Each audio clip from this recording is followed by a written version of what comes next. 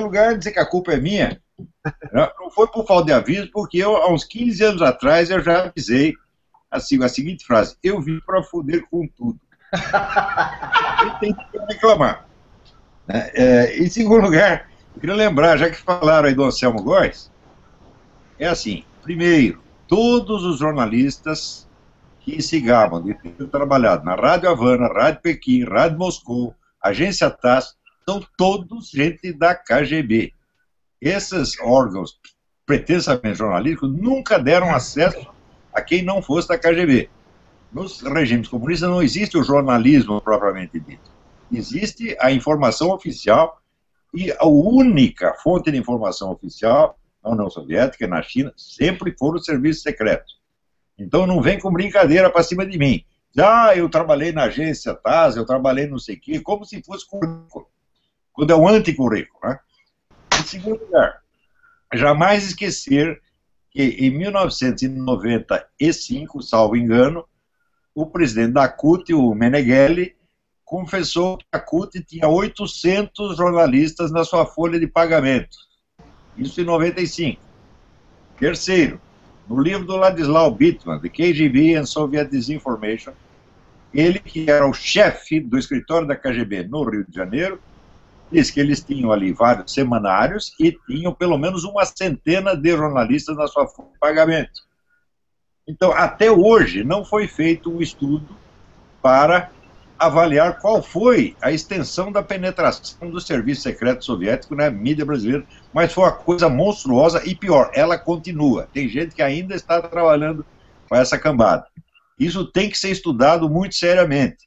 Esses vídeos do Mauro Abranches podem ajudar nisso. Ele está recolhendo os documentos que eram da STB, a Polícia Secreta Tchecoslováquia, que era a União Soviética usava, nos países do terceiro mundo, ela usava os serviços secretos dos países satélites, Tchecoslováquia, Romênia, etc, etc. E no Brasil era Tchecoslováquia.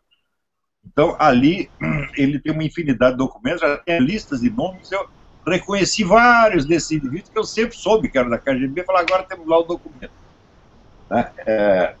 Em terceiro lugar, nós temos que pensar o seguinte, que os sindicatos de jornalistas no Brasil sempre estiveram na mão do Partido Comunista, todos eles. Então, quando você começa a avaliar a coisa, você diz, espera aí, isso aí é praticamente o jornalismo inteiro que foi dominado por essa gente.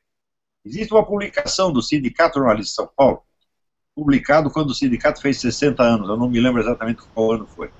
Então era assim, 60 anos de jornalismo no Brasil. E dava os nomes de todas as figuras. E todos os jornalistas famosos que apareceram ali, só um único não era do Partido Comunista. Aliás, dois, que era o Maurício Loureiro Gama e o Zé Carlos de Moraes, o Tico-Tico, que eram dois famosos reacionários. O resto era tudo comunista, um negócio impressionante.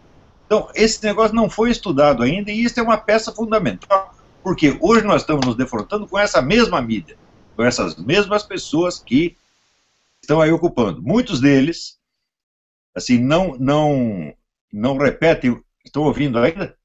Sim. Estamos ouvindo. Muitos deles não repetem o discurso petista, vêm com o discurso democrata. Por quê? Isso aí é norma da KGB, sempre foi. Nós precisamos que nos partidos onde nós estamos disputando o poder, vigore uma democracia, porque se vier uma ditadura nós estamos ferrados. Então eles sempre lutam pela democracia. Depois que vem a democracia, daí começa a operação decisiva.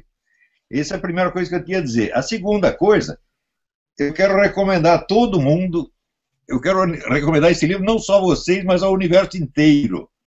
Né? É do romancista cubano Leonardo Padura, El hombre que amava a los perros, o homem que amava os cães. Este livro é a melhor descrição que eu já vi em toda a literatura de ficção universal da mendacidade comunista. É uma mendacidade absolutamente obsessiva, alucinatória, esmagadora, a coisa mais compressiva e deprimente que você pode imaginar. Assim, é realmente uma conspiração de loucos, tá certo? Onde eles mesmo perdem a noção da realidade e vão se prejudicando e boicotando uns aos outros o tempo todo. E isso não foi só na União Soviética, ele mostra que em Cuba, onde ele vivia, e vive até hoje, na verdade, é a mesma coisa. Então, que o pessoal às vezes troca. Diz, não, isso não é comunismo, foi stalinismo. Digo, stalinismo morreu com Stalin, pô. Agora, ele continuou na China, continuou em Cuba, continuou na Tchecoslováquia, continuou na Romênia. Eu nunca vi uma descrição como esta. É uma coisa que você se sente mal fisicamente. Lendo, fala, não, não é possível que as pessoas sejam assim. Só que tem uma coisa, tudo neste livro está documentado, linha por linha. A única coisa que ele inventou, às vezes, são alguns monólogos interiores dos personagens, ele inventou, evidentemente, mas que conferem com a situação. Não percam este livro. Se querem compreender o que é o comunismo, olha, melhor do que o George Orwell, melhor do que o livro do Aldous Huxley, isso aqui é definitivo, porque é tudo baseado na história real. Ele conta a história de 3 personagens. Leon Trotsky, o assassino de Leon Trotsky, Ramon Mercader, e um terceiro personagem, que é o narrador, que é uma figura de ficção chamado Ivan, não sei das quantas, que é um cubano. E ele vai mostrando, por exemplo, o Trotsky, oficialmente na União Soviética, o Trotsky era o chefe de uma imensa conspiração para derrubar o governo soviético, acabar com o poder soviético, conspiração na qual ele colaborava com o governo alemão e com o governo americano. E ele mostra ali o que era a realidade da vida do Trotsky. O Trotsky estava fodido e mal pago. Quando ele morreu, ele tinha 20 adeptos, se tanto. Nenhum país queria aceitá-lo. Nos Estados Unidos ele não podia entrar, na Alemanha não podia entrar em lugar nenhum. E cada país que o recebia assim, de má vontade e botando para fora. Isso foi assim na Turquia, foi assim na Finlândia, foi em todo lugar que ele foi. O cara estava lascado, ele não tinha acesso a nada. E, no entanto, aquela história da conspiração foi aceita por todo o movimento comunista mundial e por muita gente que não era comunista. Claro que o Trotsky também não é nenhuma flor que se tire. Ele, na juventude, ele fez coisa muito maligna, mas a história dos 10 últimos anos dele é uma coisa de você chorar. Pois os caras que fizeram a conspiração para matar o Trotsky, eles também, uns vão para a cadeia, uns outros são fuzilados, e depois esses que fuzilaram, esses também são fuzilados. Um negócio absolutamente alucinante. Né? Então a gente entende, quer dizer, essa mendacidade do PT que a gente vê, fala, não, isso aí já é uma tradição, isso vem de quase 100 anos. Eles não podem parar de mentir, é uma coisa de louco. E mente para si mesmo. Quando agora aparece, por exemplo, os caras dizendo, não, esses movimentos tal, são coisa da elite. Você já viu um país ter 93% de elite e 7% de povo? É uma coisa tão absurda, tão chocante. Mas eles dizem por que é chocante. Eles dizem por que é absurdo. A absurdidade, a loucura, tem um poder terrível sobre a imaginação humana. Porque chega para você com um discurso, quanto mais louco, mais vai impressionar e mais as pessoas vão aderir. Agora, se você chegar lá e dizer que 2 mais 2 é 4, todo mundo reclama, não, é teoria da conspiração. Eu nunca vi um militante comunista que quisesse implantar o comunismo e ser um operário no comunismo. Exato. Então, assim, o mais baixo, o mais humilde é comissário político. O resto, ministro de Estado, chefe da KGB, né? Como dizer, é muito chefe, pouco índio. Né? Agora, depois que acontece, que vê, a geração seguinte põe eles todos no paredão. A primeira geração é sempre toda liquidada. Aconteceu na China, aconteceu na União Soviética, aconteceu em Cuba, toda parte a mesma coisa. Quer dizer, esse negócio é diabólico, isso é a organização do mal, da mentira, da loucura. E nós temos que varrer essa merda da face da terra. É para esquecer isso aí. O comunista é tão louco quanto o nazista, na verdade, um pouco mais. Porque você estudando a coisa, até 20 anos atrás escrevi um artigo. O pessoal fala que o Hitler queria dominar o mundo. Você não encontra um documento que prova que o Hitler tinha plano de dominação mundial. Ele queria dominar o leste europeu para encher a Alemanha de dinheiro. Ele não tem nenhum plano de ocupar os Estados Unidos, de ocupar a Inglaterra, não tem nada disso. Dominação mundial é coisa do comunismo. Quer dizer, nem o Hitler era tão louco quanto eles, pô. Deputado, essa é a única reforma política que interessa. O resto é tudo fraude. Quer dizer, o senhor está mexendo no único ponto que é vital e importante para o futuro do Brasil. Porque, veja você, com essas urnas eletrônicas e a apuração secreta, mesmo que nenhum voto fosse falsificado, a apuração secreta é fraude em si, porque ela nega a condição básica da eleição, que é a transparência e o acesso à contagem de votos. Então, ela é inválida mesmo, independentemente de ter havido fraudes pontuais. Então, essa coisa da apuração secreta, isso é a coisa mais monstruosa que já inventaram para para falsificar a democracia. Olha, aqui digo de cara, todas as pessoas que aceitam e dizem a Dilma foi eleita democraticamente são mentirosos ou idiotas. Não tenho respeito nenhum por essas pessoas. O princípio da apuração secreta, ele é um negócio nazista, porra. O mesmo problema...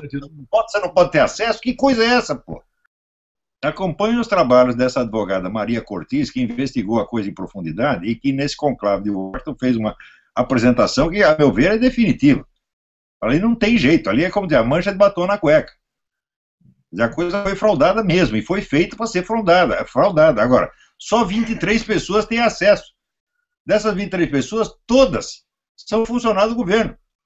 E o chefe foi advogado do PT e falou, pronto, acabou a história. Né? Ninguém pode se deixar, os que estão se deixando enganar, estão se deixando enganar de propósito, porque não querem ter dificuldade, não querem ter problema com o governo. Isso aí inclui muita gente da oposição. A começar pelo próprio Aécio Neves, que 5 minutos depois de sair o resultado, já o reconheceu como válido. Quer dizer, o sujeito chega lá e reconhece como válido a fraude que tirou da mão dele a presidência que era dele. Então você vê a dimensão da covardia, é um negócio inimaginável. Agora, você vê o que está acontecendo no Brasil? É o seguinte, a sociedade brasileira, o povão, está revoltado com tudo isso e não quer mais nada disso. Mas acontece que essa turminha da hegemonia dominou toda a parte de cima. Dominou a burocracia, dominou as universidades, dominou a mídia, dominou a OAB, a ABI, a CNBB, quer dizer, todas essas entidades estão repletas de gente dele. E a mídia, então, nem se fala. Então, isso é uma luta, vamos dizer, do povo contra essa elite, e que tem na sua mão os canais de comunicação. Isso que nós temos que quebrar em primeiro lugar. Por exemplo, a CNBB, vamos falar o português claro, existe um decreto do Papa Pio XII, confirmado depois pelo Papa João XXIII, que qualquer católico que dê apoio a um movimento ou partido ou governo comunista está automaticamente excomungado. A expressão é lata sententia, quer dizer que não depende de um decreto do Vaticano, ele está excomungado automaticamente.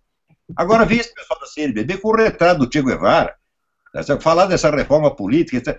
Então, a gente tem que avisar as pessoas, os católicos, não acreditem nesses caras, eles são excomungados, eles não... bispo, eminência, etc. Não é bispo merda nenhuma, não é padre merda nenhuma, não é sequer um membro da igreja. Esse pessoal tem que ser expulso a pontapés. Eu sugiro o seguinte, quando você vê um bispo fazendo propaganda com Che Guevara, etc., tem que fazer um requerimento para o Vaticano, falar, olha, eu sei que o indivíduo já está excomungado, lata sententia. Nós queremos apenas que o Vaticano confirme a sua excomunhão, a aplicação desta sentença geral a este indivíduo em particular. A gente tem que superlotar o Vaticano com esse requerimento. O Vaticano não vai poder dizer não, porque o decreto de Pio XII e João XXIII é muito claro. Você apoiou um movimento comunista, você está excomungado. Para você voltar para a igreja, você tem que se dirigir a um bispo autêntico, confessar o seu pecado e pedir o reingresso. E essa gente toda não vai fazer isso não, porque eles não estão arrependidos nem um pouco. Então tem que tirar para fora. Outra coisa, a CNBB não é um órgão da igreja, isso é típico negócio gramsciano. Quer dizer, você coloca lá uma entidade com o nome de bispo do Brasil, dá a impressão que é a igreja. Não é, é uma simples ONG, é um órgão particular. Agora, a mídia, honesta coisa, a mídia confirma, a mídia sempre quer saber a opinião da igreja, vamos falar com a CNBB. Então você cria essa farsa de dois lados, você está entendendo? E está enganando a população. Então vamos acabar com isso. CNBB não representa a igreja coisa nenhuma, esses bispos marxistas e tal não são bispos, não são padres, não são sequer membros da igreja. Isso é um bando de excomungados filhos da puta. E tem que ser posto para fora da igreja a pontapés. Ó, quando a gente fala eminência é o caralho, não é sua eminência, é sua excrescência. Tenho duas coisinhas a observar aí, deputado. A primeira é a seguinte, essa coisa de jogar todo mundo contra todo mundo é evidentemente uma política de ódio. Quer dizer, eles semeiam ódio e daí quando alguém fica bravo com ele, ele diz, você tem ódio. É uma coisa de um cinismo absurdo. Segunda coisa que eu quero lhe contar, eu estou comemorando este ano meio século de jornalismo. Eu comecei a trabalhar nessa porcaria com 18 anos de idade. E a maior parte do tempo que eu trabalhei no jornalismo foi com companheiros que eram comunistas. E, note bem, essa coisa de você distorcer a frase, de você pegar uma frase do sujeito e dar-lhe um sentido que o compromete, é considerado alta técnica de jornalismo, grande arte. As pessoas se orgulhavam de fazer isso. Todos eles. Eles pegavam a entrevista do cara, trocavam a ordem, mudavam uma palavra aqui, outra ali, e daí vinha mostrar, olha só que beleza, olha o que eu fiz. Eu vi dezenas de caras fazendo isso. Eles consideram isso obrigação. Leia o livro do Leonardo Padura, você vai ver. Mentira é auto-obrigação moral para essa gente. E, insisto, tem que haver um estudo aprofundado da penetração do Partido Comunista na mídia brasileira, que é muito maior do que as pessoas imaginam. E tem alguns camaradas que são comentaristas de mídia, que são os mais equilibrados e moderados de todos. E justamente estes são os mais perigosos. Estes são os homens da KGB. Você sabe por que eu saí da Zero Hora?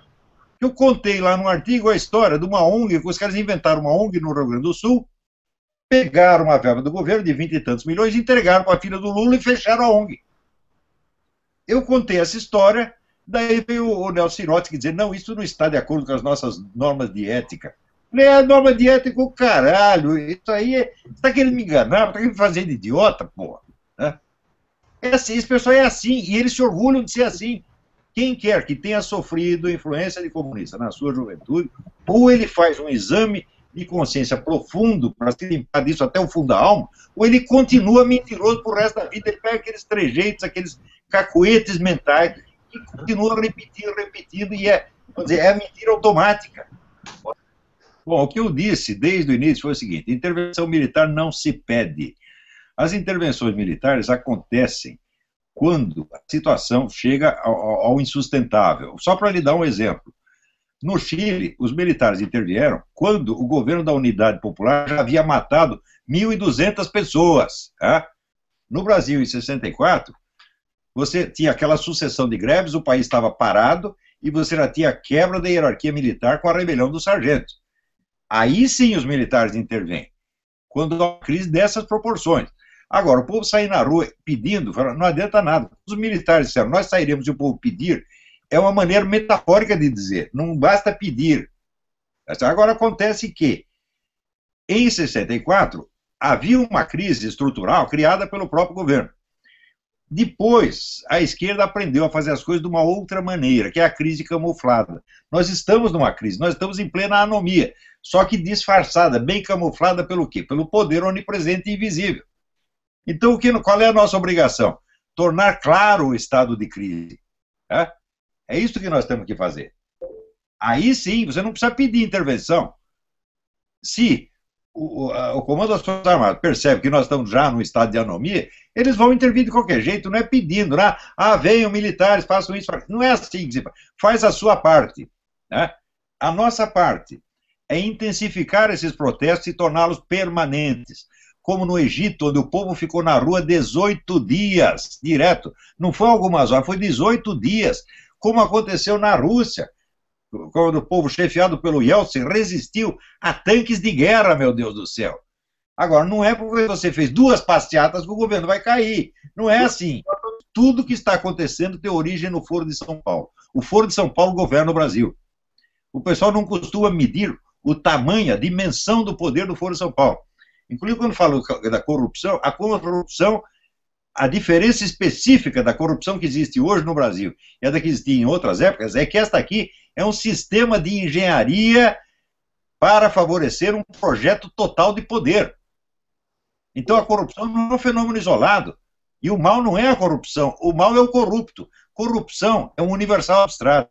Corrupção, você não pode prender a corrupção, você não pode botar a corrupção na cadeia, você tem que botar o corrupto.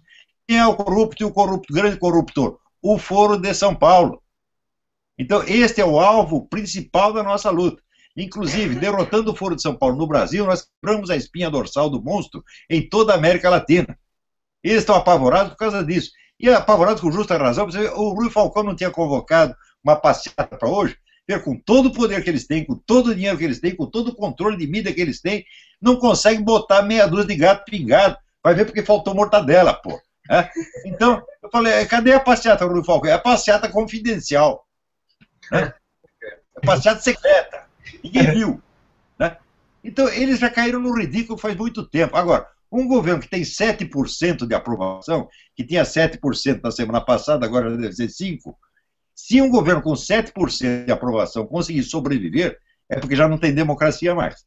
Nenhum governo com 7% de aprovação pode continuar lá. E esses caras continuam com aquela cara de pau, fingindo que eles são realmente os governantes quando não são. Eu aqui digo claramente, a Dilma Rousseff não é presidente do Brasil. Ela foi eleita por um meio fraudulento que se chama apuração secreta. Não se pode aceitá-la como presidente. É preciso caçar o mandato desgraçada já. Acabar com essa farsa de uma vez por todas.